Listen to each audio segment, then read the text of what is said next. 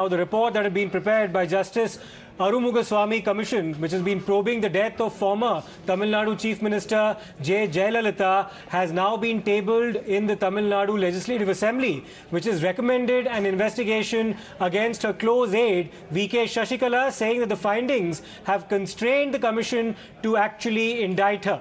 Now, along with VK Sasikala, the Commission has also recommended an inquiry against physician K. Shivkumar and the former Health Secretary Dr. J. Radhakrishnan, also the former Health Minister of Tamil Nadu in the AIDMK government, Dr. C. Vijay Bhaskar as well. Now, some of the key findings actually include, and this is entirely on the part Commission, criminality on the part of the then Chief Secretary, Dr. Rama Mohana Rao. The report also states that false statements, had been issued by the chairman of the Apollo Hospital, and also mentions alleged discrepancies in the date as well as time of Jayalalitha's death.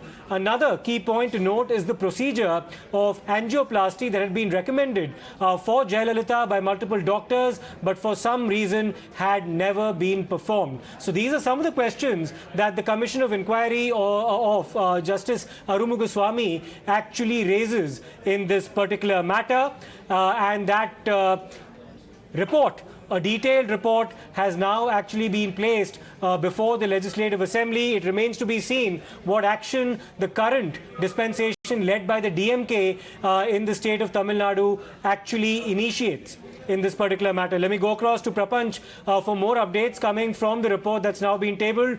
Prapanch, some very damning observations on the part of Justice Arumughaswamy. What's the response been so far on the part of the DMK government to the report that's been tabled before them? This Arumughaswamy Commission was formed, in fact, after the death of Jayalalithaa, in the time when there was a feud between EPS and OPS faction. At that point in time, one of the major pointers were to initiate a probe in Jayalalitha's death. And now that particular report has been tabled in the Assembly today. And in fact, an inquiry into the recommendations has been, in fact, initiated as per based on the legal experts. So once the legal experts' opinions are obtained, then an inquiry is initiated.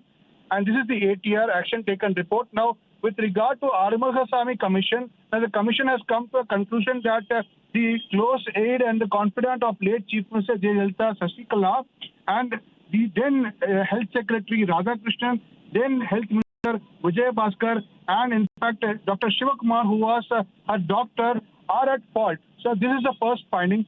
Secondly, in fact, the second finding is that there were several doctors who were, in fact, suggested an angio surgery. There were doctors from Mumbai, UK and USA had suggested angio and surgery. But however, it is reported that the doctors who were in fact treating had successfully threw it to the wind on the pretext of postponing to achieve their aim under some pressure. Whose aim, under what pressure, is not mentioned over here.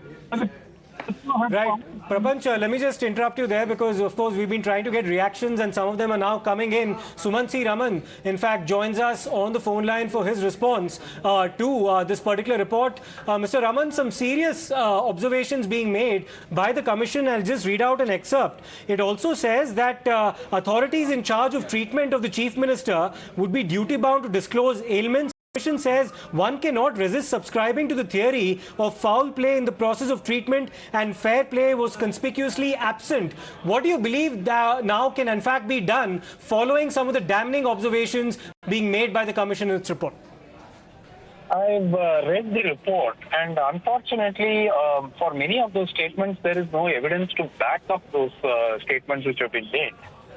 This is a case where multiple medical teams were involved. There was a team primarily from Apollo Hospitals. There was a team from All India Institute of Medical Sciences. There was Dr. Richard Beale from the UK.